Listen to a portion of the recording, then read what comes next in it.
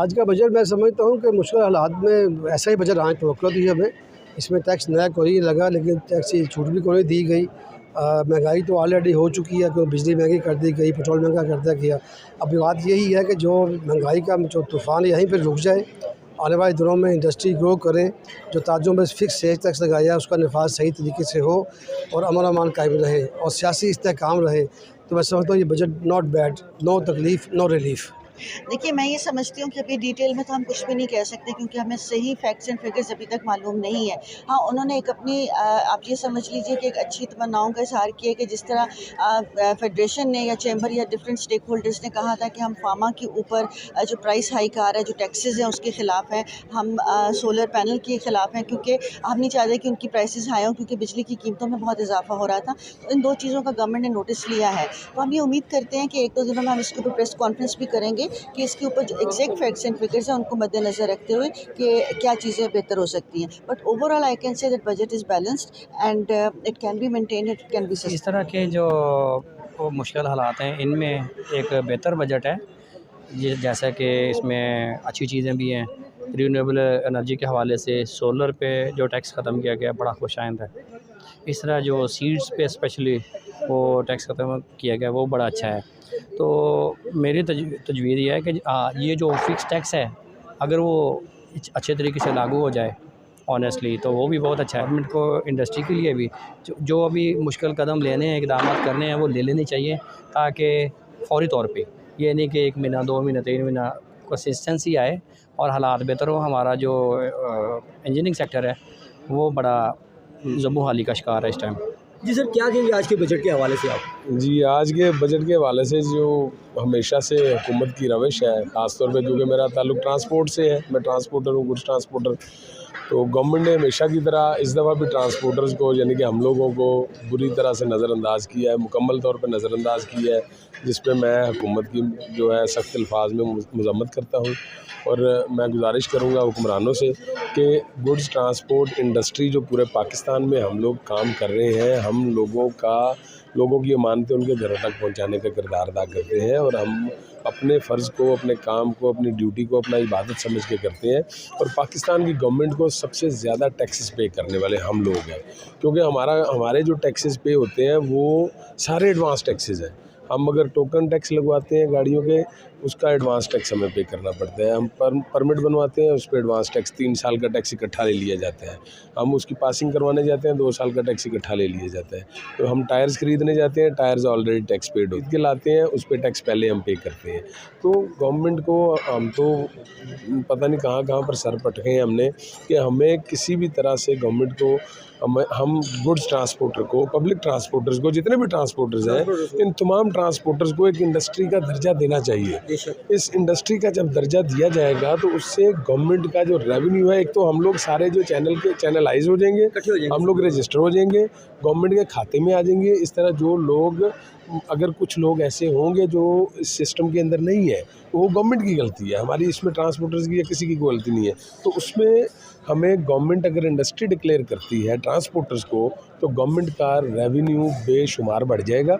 और मैं इंश्योर करता हूं गवर्नमेंट को कि हमारे लोग ऑलरेडी टैक्सेस पे कर रहे हैं, मज़ीद टैक्स पे करेंगे और जो गवर्नमेंट है उसको मजबूत करेंगे। अपने वतन से हम मोहब्बत करने वाले मुहब्बे वतन लोग हैं।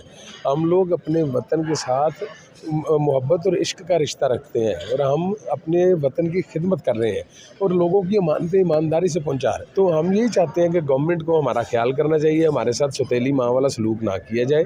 गवर्नमेंट ने ये बजट की जो लोगों से ये इन्होंने मशवरे किए हैं, जो गुजारिशात और सिफारिशात और क्या क्या इन लोगों ने इंडस्ट्री के लोगों से मांगते किन से हैं? जो लोग पहले ही आसमान पे बैठे हो। यार ज़मीन पर भी तो देखो ना, कुर्बानी देनी है तो अवाम ने देनी है, मरना है तो अवाम ने मरना है, डूबना है तो अवाम ने डूबना है।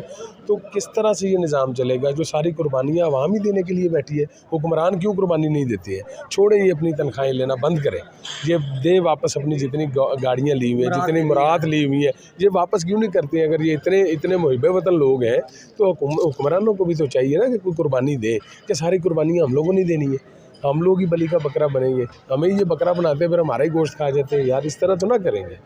वो थोड़ा सा एहसास करें। तो हमारे करोड़ों रुपए की, अरबों रुपए की इन्वेस्टमेंट करके हम लोग कारोबार कर रहे हैं, गवर्नमेंट को टैक्सेस पे कर रहे हैं, मगर हमारा कोई परेशानी हाल नहीं है, कोई पूछने वाला नहीं है।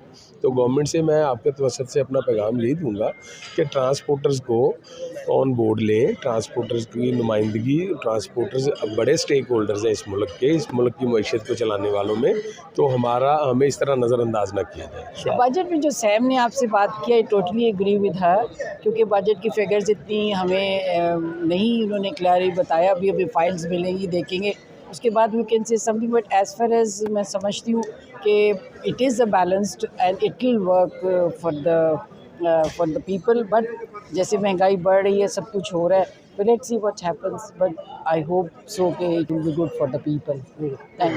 ये बजट के हवाले से सर कि गवर्नमेंट ने जो फ़िलहाल जो नुमाया चीज़ नज़र आ रही है, उसमें फ़िलहाल अभी सोलर को उन्होंने कुछ रिलैक्सेशन दी है टैक्स स्कीम में, उसके अलावा कुछ सीट्स पे दिया है, और अभी कुछ चीज़ों के ऊपर जो अभी स्टडी जारी है, जिससे अभी पता लगेगा। लेकिन ये कि अभी हम सिर्फ ये कह सकते हैं ओवरऑल के कुछ मुनासिब है, लेकिन इंशाल्लाह एक दो रोज़ में ज़रा और पता लग जाएगा सर।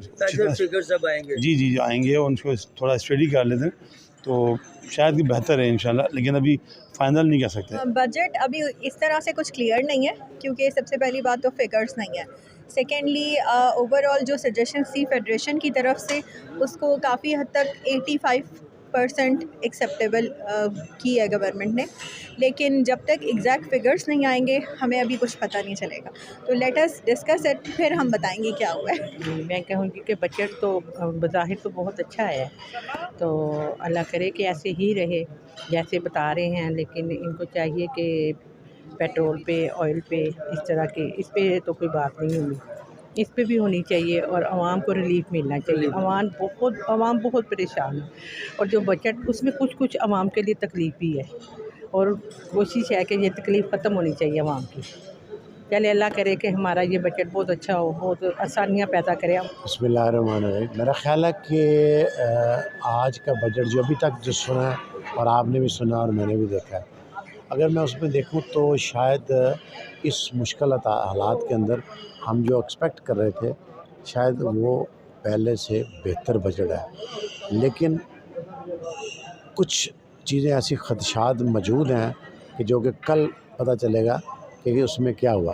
मतलब देखें, मैं समझता हूँ कि इस मुश्किल हालात में अगर उन्होंने 6 लाख से 12 लाख का अलाउंस कर दिया है, तो इसका मतलब ये है कि आपकी सैलरी अगर 1 लाख थी तो उसके ऊपर ज़ीरो टैक्स हो गया, ठीक हो गया। इसका मतलब डायरेक्टली बेनिफिशरी आप हैं उसके, तो आपको रिलीफ मिला ना, नीचे डाउन द स्ट्रीम रिलीफ मिला।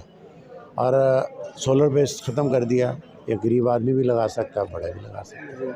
सीट के ऊपर किसान के लिए बहुत पहले ही मुश्किलात हैं, उसके ऊपर लग गया, वो ख़त्म हो गया।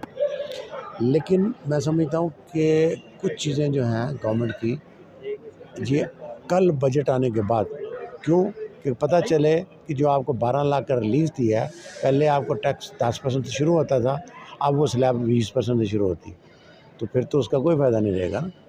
तो मैं समझता हूँ ये कल चीज़ों को पता चलेगा। लेकिन कुछ चीज़ें अपेरेंटली बहुत अच्छी हैं, लेकिन मेरी गुजारिश है, हमने मिफ्ता साहब से भी, जब वज़ीर साहब से मीटिंग हुई थी, हमने उनको दरख्वास्त की थी कि आप डैम बनाएं, डैम के लिए पैसे मुख्तस करें, लेकिन डैम ये साल 2 साल 3 साल का काम नहीं है, ये तो 5-10 साल का मनसूबा है। आप जितना मर्जी अर्ली कर लें, पाकिस्तान इसका मुतम्मल ही नहीं है, we don't have the money, कहाँ से बन जाएंगे। लेकिन आप खुदा के लिए रिजर्वायर बनाएं, आप रिजर्वायर बनाएं। पानी की इतनी एक्यूट शॉर्टेज है, आप अंदाज़ा करें कि आपके सिंध में अभी तक चावल की काश्त नहीं हुई, आपकी पंजाब में पानी नहीं मिल रहा, आपने कॉटन कहाँ से ग्रो करनी है, आपके पास न चावल के लिए पानी है न कॉटन के लिए पानी है, तो क्या बनेगा कॉटन का। पहले हम बात करें कि हमने ऊपर बजाना, अब हम नीचे की तरफ आ रहे हैं। लेकिन आप अगर 14 का डाटा उठा के देखें तो उस वक्त 14 मिलियन बेल पैदा हुई थी उस पाकिस्तान के अंदर, और वो 14 मिलियन बेल थी जिसका वज़न था 170 kg। आज वो 7 से 7.5 मिलियन बेल पे आ गए हैं, ऑलमोस्ट 50% पे, और उसका वज़न है 150 kg बेल का वज़न। अगर उसको मैं देखूँ तो इसका मतलब हम 6 मिलियन बेल पे चले गए।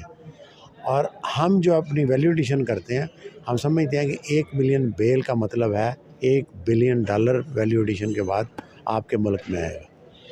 जिसका एतराफ़ मिफ्ता साहब के साथ जो मीटिंग हमारी हुई थी, आसम साहब महमूद साहब जो FBR के चेयरमैन हैं, उन्होंने इस बात का ख़ुद एतराफ़ किया था कि नहीं कुरैशी साहब ये इतनी नहीं लेकिन 600 मिलियन आ जाता है। हमने कहा चले मान ली बात कि 600 मिलियन डॉलर आ जाता है।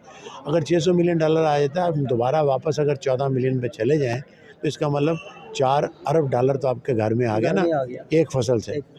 तो अभी तो वीट है, कनोला है, आप प्रमोट ही नहीं करते। यकीन माने मुझे खुशी इस बात की है कि लफ्ज़ी अल्फाजी बयानी काफ़ी हुई है एग्रीकल्चर के ऊपर, और ये 74 साल से हो रही है। अल्लाह करे कि ये समझ जाएं कि एग्रीकल्चर के बगैर मुल्क नहीं बचेगा, बेशक नहीं बचेगा जी। क्योंकि आपकी इंडस्ट्री का दारोमदार आपका एग्रीकल्चर के ऊपर है। आपकी 60-70% इनपुट एग्रीकल्चर के ऊपर है। एक जो बड़ी काबिल गौर बात है कि हम एक तरफ बात कर रहे हैं एक्सपोर्ट की और दूसरी तरफ इंपोर्ट सब्स्टिट्यूशन की। इंपोर्ट सब्स्टिट्यूशन कैसे आएगी? आपके इंडस्ट्रियलाइज नहीं होगा मुल्क, तो आपने इंडस्ट्री के लिए सारी किताब बंद की। इंडस्ट्री का कोई जिक्र नहीं आया इस बजट के अंदर। मेरी ये दरख्वास्त है कि खुदा के लिए कोई इंडस्ट्री पैकेज दें, ताकि आप जिन चीज़ों में बैन लगा रहे हैं पाकिस्तान में वो तब बनेगी जब इंडस्ट्री यहाँ लगेगी। अगर 200-400 फैक्ट्री यहाँ पे लग जाती है, उसको मल्टीप्लाई कर लें तो कितनी एम्प्लॉयमेंट बढ़ेगी। तो जब कितनी एम्प्लॉयमेंट बढ़ेगी उसका जवाब क्या आएगा? तो ये मैं समझता हूँ कि इंडस्ट्री के ऊपर कोई ना कोई ने इंडस्ट्री सेक्टर को पॉलिसी देनी चाहिए, कोई पैकेज देना चाहिए ताकि इंडस्ट्री फ्लरिश करे। Subscribe to our channel by clicking the subscribe button. Click the bell button and enjoy the latest uploads from our channel.